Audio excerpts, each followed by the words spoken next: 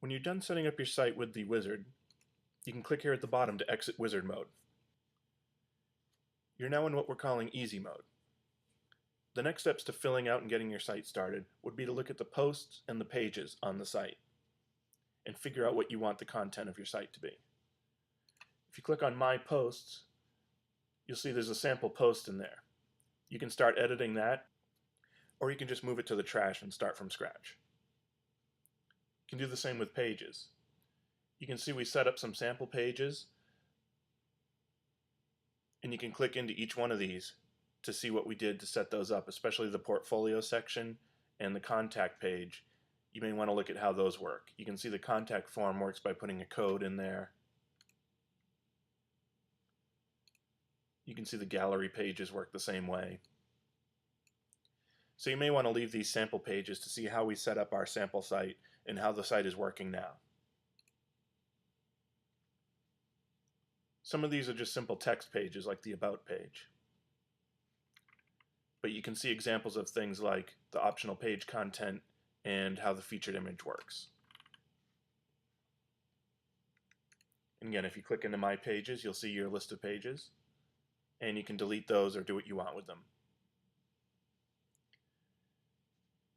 If you click on My Galleries, you'll see the galleries that are currently in the site. Again, these are samples set up so that you can see how one is working when they're already in place. You can drag the images around to reorder them. You can even select multiple images at once.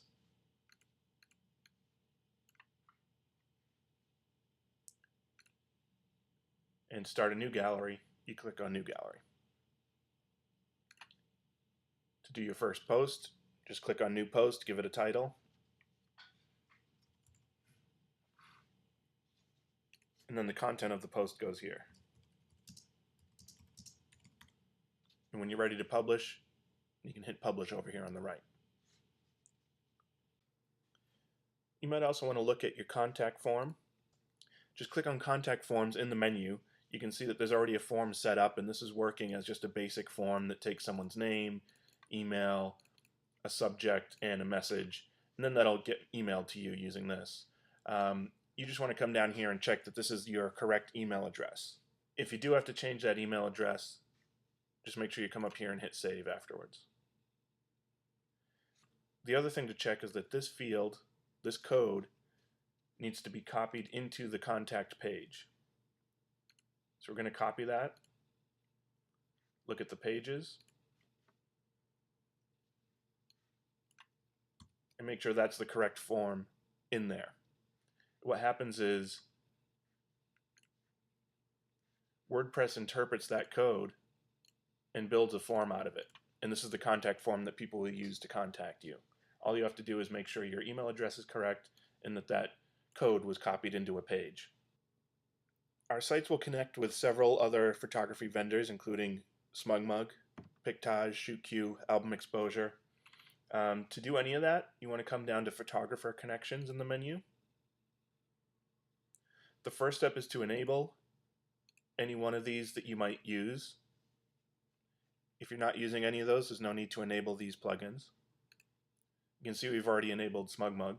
Once they are enabled, a settings link will show up there, and you can come to the settings for that particular vendor. If you were going to connect with SmugMug, you can see you just click on here. You log into SmugMug,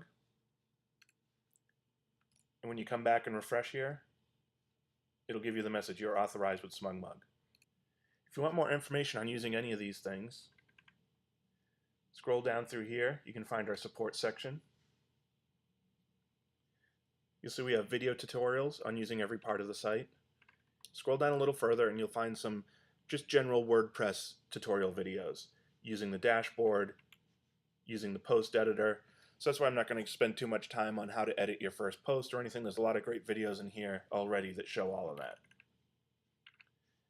And if you need help or think something seems to be broken, something doesn't seem to be working, you can click on this for our support site. You can always search our knowledge base. We have a lot of articles written here to help you find your way to. And if something does seem to be broken, you can click this new button and submit a support ticket. And if you're able to include any pictures, there's a little spot to attach a file right here.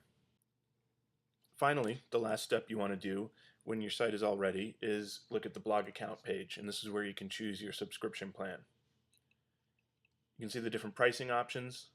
Just click on the subscribe button and it'll shoot you out to PayPal. After the PayPal goes through, you should see right here that your site is activated.